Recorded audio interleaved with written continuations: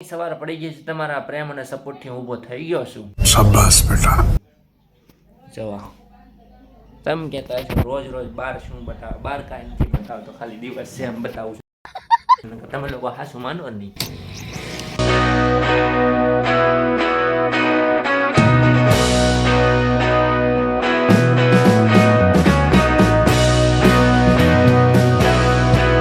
Diesel પુરાવા આવ્યા હતા પણ હવે છે ને ટ્રેક્ટર ઊભું રાખ્યું છે કેમ કે હવે તમારો ભાઈ ટ્રેક્ટર રાખવાનો છે અને આવડતું તો નથી પણ ખતમ ટ્રાય કરશું.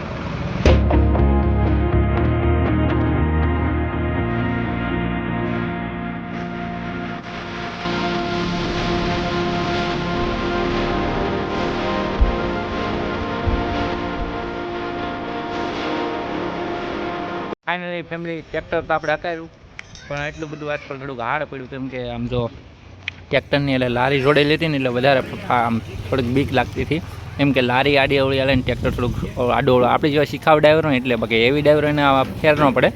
આની પહેલાં આપણે ટ્રેક્ટર રાખ્યું છું આ ભાઈનું આપણા મિત્રનું પણ એ બીજું ટ્રેક્ટર નવું લીધું છે લારી સાથે તે દી ખાલી મેં ટ્રેક્ટર જ રાખ્યું હતું. આ લારી અને ટ્રેક્ટર બંને સાથે રાખ્યું. એનો વિડીયો તમે જોયો જ હશે. કેવું લાગ્યું કોમેન્ટમાં જરૂર કહેજો. તમારા ભાઈને આવડતી તો નહીં ડ્રાઇવિંગ પણ શીખી ગયા.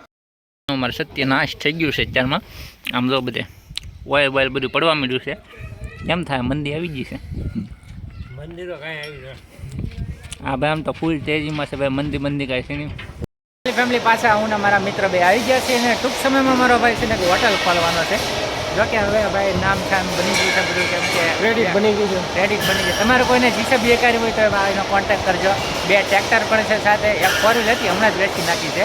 પણ ટૂંક સમયમાં હમણાં હોટલ ખોલવાનું છે એનું લોકેશન પણ કહેવું અને ફૂલ લોક બતાવશે એનો અલગથી.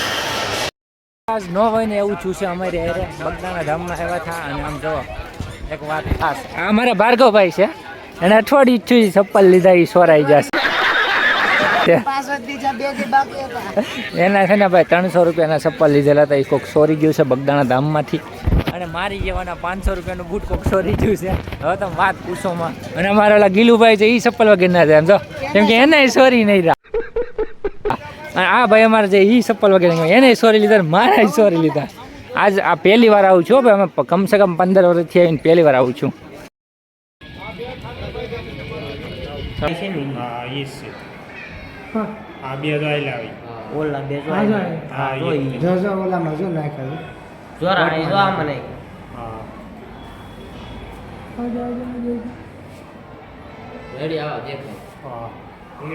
અડધી કલાક છે ને અમે કેમેરા ચેક કરાવ્યા અને અમે બે હજી તો બૂટ મેકાના હતા તો એ ધ્યાન રાખીને બેઠો છે. 10 મિનિટ થઈને ખાલી 2 મિનિટમાં આમ તો બૂટ અમારા સોરીને જતો રહ્યો. Bye bye. અને વાત સાચી છે કે ભાઈ બૂટ ઘરમાં છે ને ચપ્પલ હંમેશા મૂકવા કેમ કે બહાર તમે મૂકો ને એટલે સોરાવાનો ચાન્સ વધારે રહે છે. અંદર જો બૂટ ઘરમાં મૂકાય ને તો સોરાય એમાં કેમ થાય.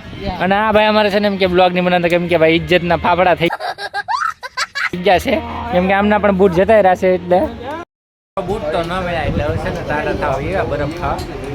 શું કેવું ભાઈ તમારે આવા બાય બાય ઉપાય ને એમાં ભાઈ અત્યારે બીજાના બાપથી મળી લીધા છે. એવું નહીં થાય. આ બધાને દેખાડે આ બધા પૂછશો હાલો સબસ્ક્રાઇબર બરફ ખાવા. અત્યારે ઠંડુ મગજ કરી છે. ઓલા બિચારો અમારા બરફ તો કઈ ખાતા ને ભાર્ગવભાઈ. આમ જો હવે પ્રેન્ક વિડીયો માટે છે ને આમ જો બે વસ્તુ લઈ યારું બેરું બતાવો તો ભાઈ યારું બતાવો તો ભાઈ પ્રેન્ક વિડીયો માટે લાવ તમે તો બે લઈને આવ્યા છે. આમ જો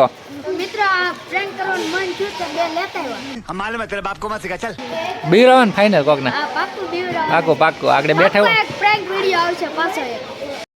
છે ને સવારથી સાંજ સુધી બગદાણા પડી ગઈ કેમ કે આ ભાઈ મને ઘેર જ નહોતો. હજી તો આમ જો નાઇટ પડી ગઈ છે, લાઇટ બધી શરૂ થઈ ગઈ છે અને બહાર થોડોક સફર કરી